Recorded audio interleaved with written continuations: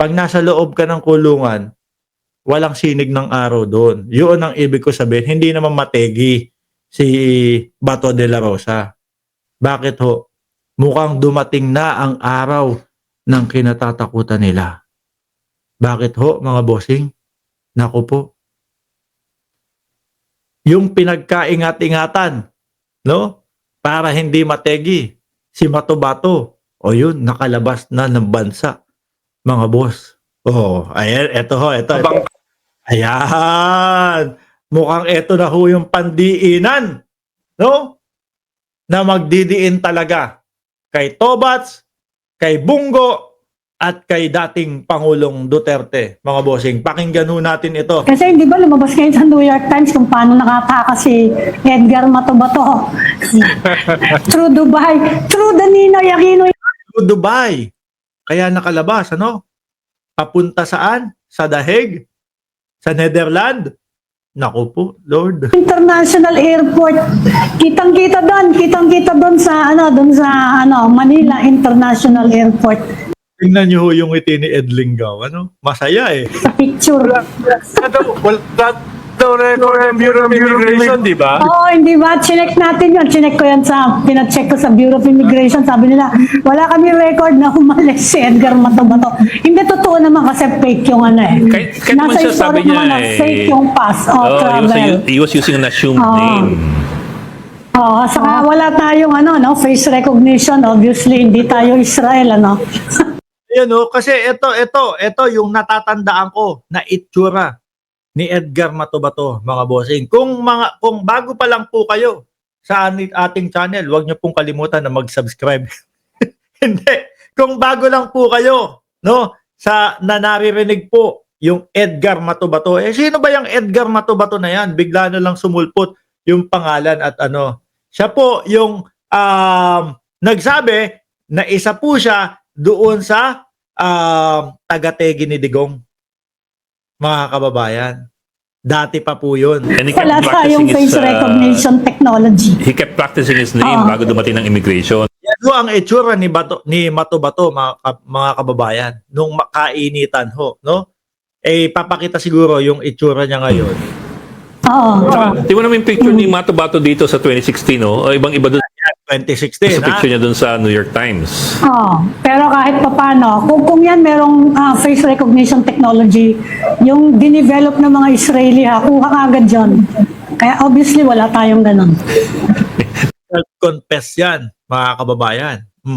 Sabi ni Delia Rosario, Lambada Boys ni Digong. Dahil ang pangano eh.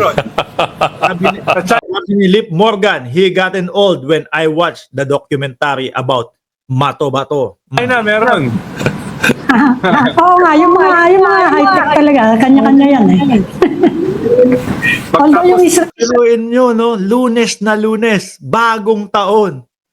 Tapos eto ho yung sasambulat doon sa mga DDS. Eto po yung sasambulat na balita kaila Bato de la Rosa, kay dating Pangulong Duterte, kay Bungo na wala daw kinalaman doon sa reward system na yon.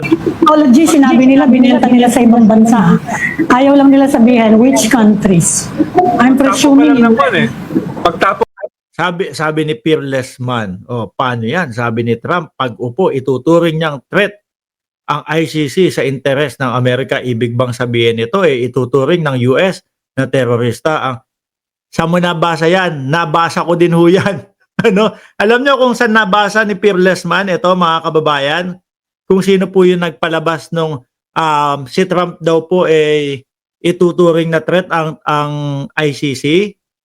Ang nabasa ko po yun doon sa Paulo Duterte supporter, mga bossing. Eto kukuhanin ko para sa inyo. Hindi ko na ho ibinlag kasi alam ko naman ho, mga kababayan, na halatang fake news ho.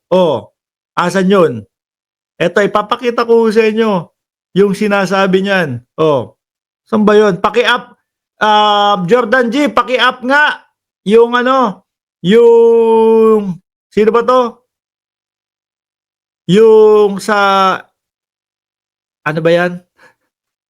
Yung kay Paulo Duterte supporter. Kanina nandoon yun no? halatang peki ho, mga kababayan, kaya hindi ko na kinuha. Sabi daw po nila, pag upo daw po ni Trump, mga bossing, kumbaga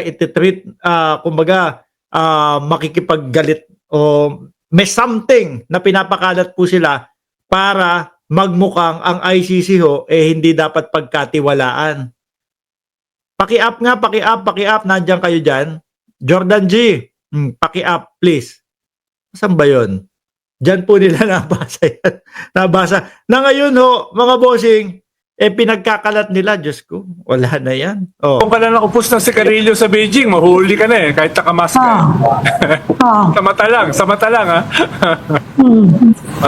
Ay, maganda yung story sa New York Times yung kay Mato Bato. Although I think it's an old interview, I think, or it's an older interview, I'd say. Maybe that's a better way to phrase it. It's an older interview, it's not necessarily recent. Pero in the details that he was revealing in that interview with the New York Times, grabe yung mga kwento. Napaka-gruesome. Natalo si Godfather. Oo, yung Ayun na yung itsura ni Matobato. On the run, a hitman give one last confession. Iba na ho, ano? Oh. Sabi ni Boyet Asutilla, pati bata, walang awa. Sabi ni Lorna Chua, nagrereklamo sa inyo, si Ma'am Lorna Chua, wow, Mark, 1.7 ang nag-watch, pero pang 417 pa lang akong nag-like. Oh. Happy listening. Nasaan ba itong mga to? Tuloy.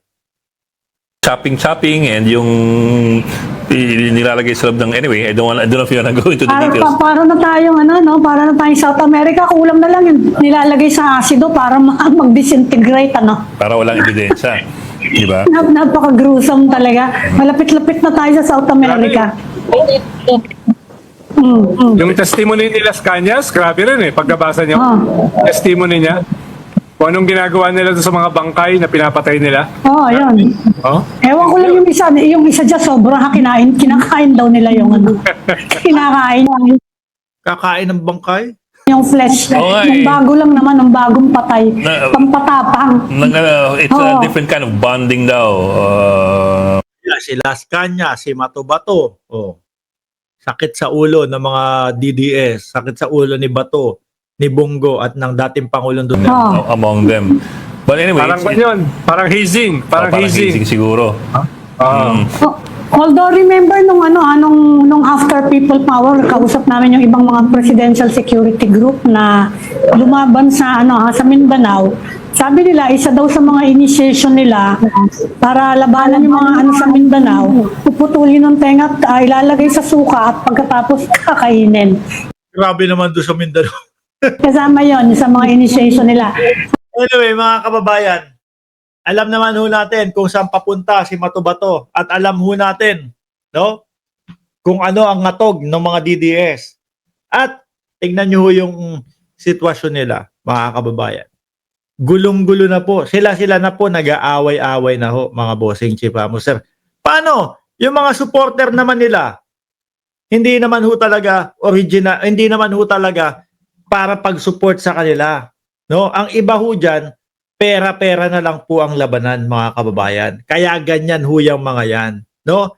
Sabi ni Boyet Asustilla, pati kapatid ni Las Cañas, pinategi ni Digong. Grabe yan. Well, sabi ni Liv Morgan, when you killed a lot of people, means you are a serial killer. Ilan po ang nategi? 20,000 hanggang 30,000 sa panahon po ng dating Pangulong Duterte. Mga boss, Chief Amo, sir, kayo na po ang mag-analisa ng mga ibang susunod kung saan po ang kahahantungan nitong sila dating Pangulong Duterte, si Bongo, si Bato de la Rosa, at yung iba pa pong mga pulis, no, nasangkot dyan. Maraming salamat and God bless po sa ating lahat. Nasaan ang ICC? Ipasok nyo na, manawagan na kayo. Huwag kang mag-alala, no? Yung ICC, nandyan lang yan, no? Nung kay Kibuloy nga, di ba? Sabi mo, nasa na si Kibuloy? Bakit hanggang ngayon nakalaya pa? ngumalngal ka nung nahuli na si Kibuloy. Nahuli na yung ano mo, nahuli na yung poon mo. Umiyak ka. Oh. 'Di ba? Intay lang ng konting panahon at aabot din, no, sa exciting part. Masaya kami na nag-iiyakan kayo diyan mga DDS.